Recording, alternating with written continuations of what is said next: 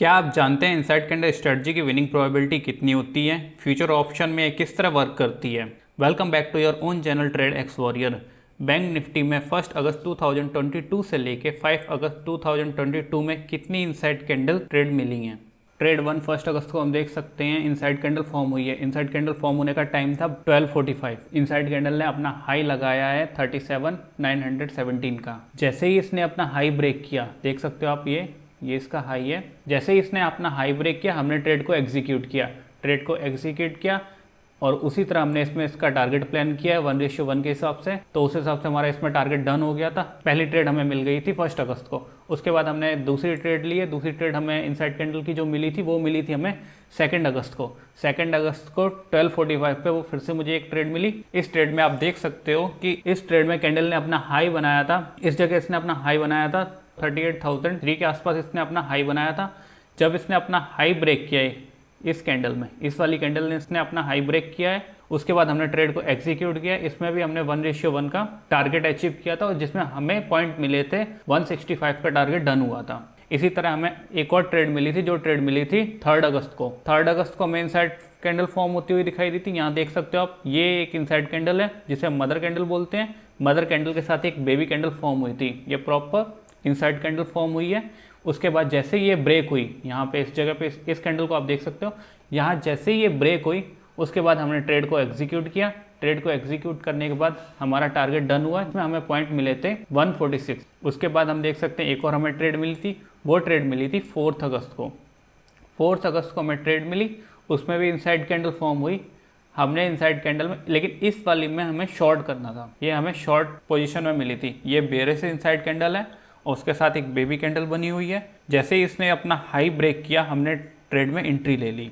Entry लेने के बाद इसमें हमें काफ़ी अच्छा रिस्क रिवॉर्ड मिला 1:4 में, जिसमें हमें पॉइंट मिले थे 457। और उसी दिन हमें एक और ट्रेड मिली थी जिसमें वो इनसाइड कैंडल फेल हुई थी। अब इसमें आप देख सकते हो फिफ्थ ट्रेड में मार्केट में एक इनसाइड कैंडल फॉर्म हुई, जिसका फॉर्म होने का टाइम था, देख सकते हैं आप, इनसाइड कैंडल फॉर्म हुई थी 4 अगस्त को। मार्केट में 1 बजे के आसपास ये इनसाइड कैंडल फॉर्म हुई।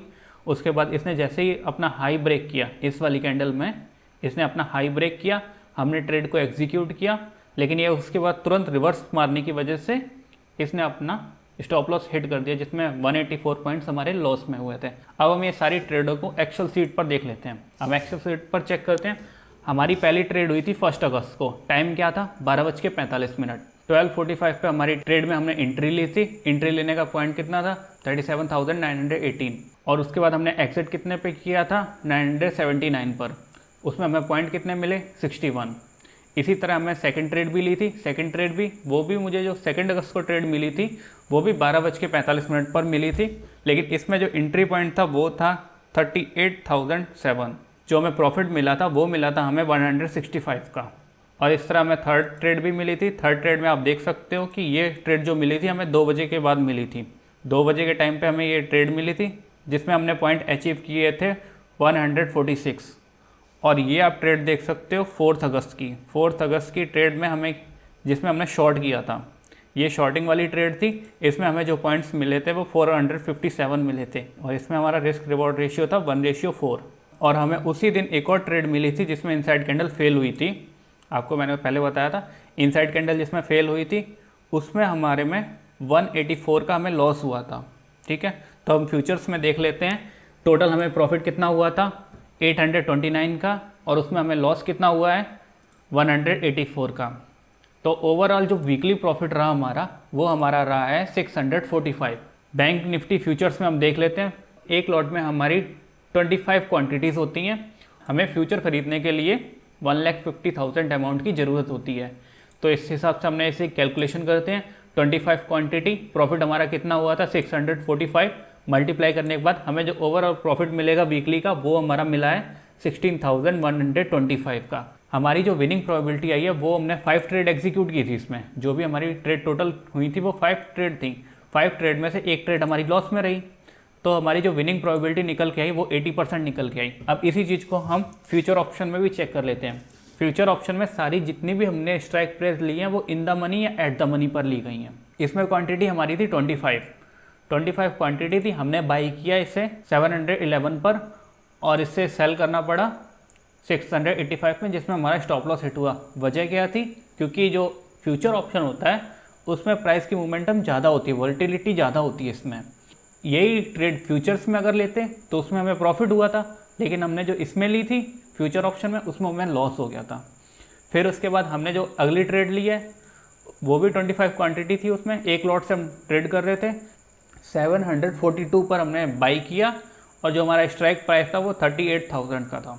38,000 की कॉल को हमने 742 पर बाई किया और हमने सेल किया 819 पर, जिसमें हमें प्रॉफिट मिला 77 पॉइंट्स का।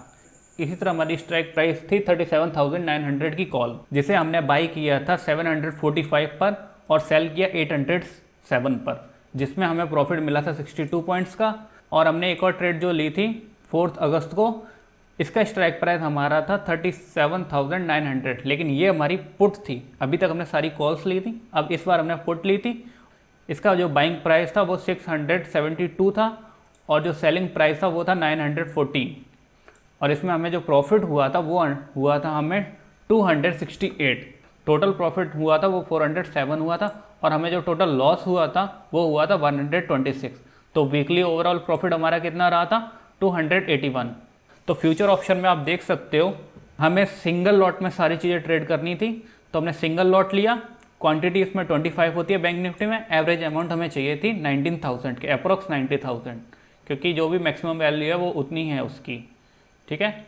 तो हमें 19,000 की अमाउंट चाहिए थी और हमारे पास क्वांटिटी कितनी थी? 25।